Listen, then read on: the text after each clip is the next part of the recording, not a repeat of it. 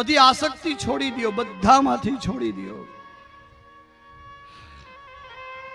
સાધુ પુરુષનો સંગ કરો. અને આ દુનિયામાં કોઈ કોઈનું નથી. એ પિતાજી, આપણે એમ થાય ને કે આ મારા, આ મારા, મારા, આ મારા. સ્વાર્થની સગી છે આ દુનિયા, પલભરમાં ભૂલી જવાની. સ્વાર્થ પૂરો થયો ને એટલે બસ કામ પતી ગયું, એટલે સ્વાર્થ પૂરો થઈ ગયો. હે પિતાજી, આ છોડી દો, આ બધું છોડી દો. અને પ્રિય ભાગવતજી એવું કહે છે કે આ દીકરાએ બાપને ઉપદેશ આપ્યો, ગોકર્ણ મહારાજે આત્મદેવને ઉપદેશ આપ્યો. વનમાં ગયા પછી નિત્ય દસમ સ્કંદનું પારાયણ કર્યું. અને ભાગવતજી એવું કહે છે કે જ્યારે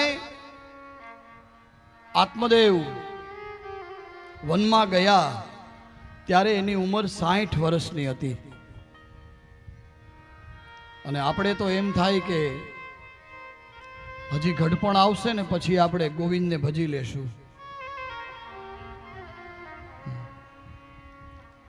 પણ કાલ વ્યાલ મુખગ્રાસ ત્રાસ નિર્ણાસ હેતવે, એ કાળ ક્યારે આવી અને ઠપાટ મારશે, પાછો ઊભો થવા નહીં દે. એ મોકો નહીં મળે પાછો. એટલે આત્મદેવ 60 વર્ષની ઉંમરમાં વનમાં ગયા છે. અને ભગવાન કૃષ્ણની પ્રાપ્તિ કરી છે. અને હવે આ કથા જે ધુંધુકારીની કથા છે એ તો બહુ લાંબી કથા છે. હવે પિતાને છોડી અને માતાને રંજાડવા લાગ્યો. જે કાંઈ મા પાસે સંપત્તિ હતી એ બધી મારી છૂટીને લઈ લીધી. માં થાકી ગઈ, એક દિવસ રાત્રે કૂવામાં જઈને આત્મહત્યા કરી લીધી.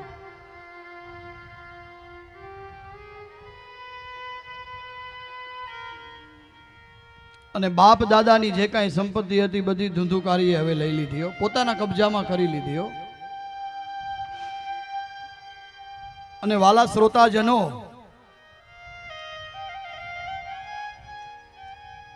આ સંપત્તિ જો યોગ્ય વ્યક્તિના હાથમાં જાય ને તો સારું, નહીં તો પછી સારું નથી.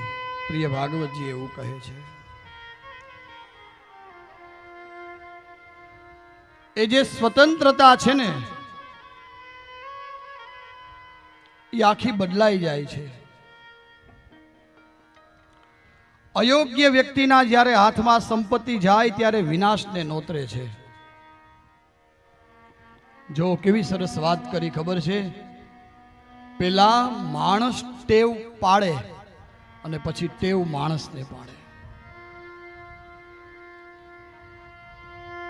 ભોગાન ભોગતા વયમેવ ભોગતા.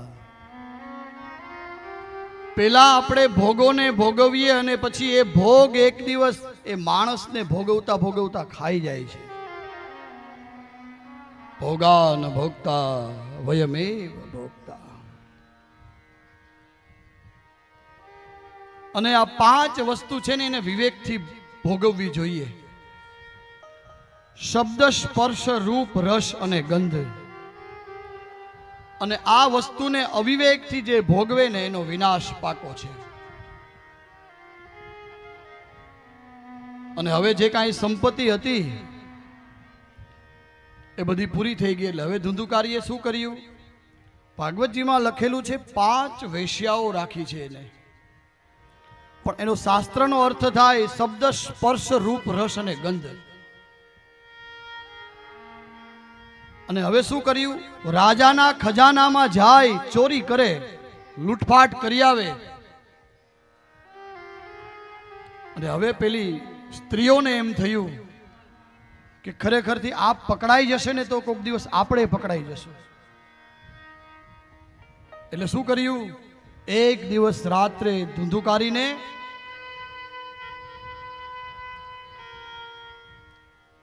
એક જમીનમાં ખાડો કર્યો છે. પોતાના ઘરમાં, ધુંધુકારીના ઘરમાં જ, આત્મદેવના ઘરમાં. ખાડો કર્યો છે અને ગળામાં ફાંસો દીધો છે, મોઢામાં એના મુખમાં અંગારા નાખ્યા છે અને એને મારી નાખ્યો ને ત્યાં દાટી દીધો. ને જે કાંઈ સંપત્તિ હતી, જે રાજાના ખજાનામાંથી ચોરેલી હતી ને, એ ઓલી વેશ્યાઓ લઈને ત્યાંથી નીકળી ગઈ. અને હવે ધુંધુકારી છે ને એ પ્રેત બન્યો છે. એટલે એક સુક્તિ છે આપણે, અંતે યામતી સા ગતિ. મરણ સમય આવ્યો હોય ને ત્યારે બધી મોહ માયા છોડી દેવાની હો. અંતે એની વાસનાઓ ક્યાં રહી? બધી ઓલી 5 સ્ત્રીઓમાં.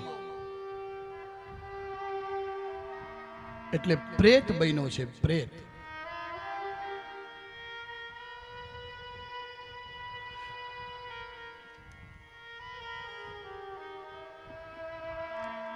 ગોકર્ણ મહારાજ આ બાજુ તીર્થમાં છે, પોતાના ભાઈના મૃત્યુના સમાચાર સાંભળ્યા અને ત્યાં એને શ્રાદ્ધ કર્યું છે.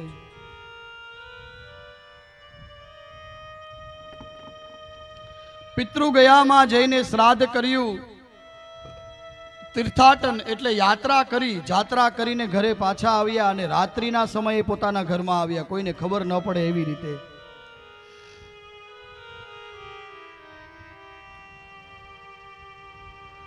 આવી અને સૂતા છે રાત્રે.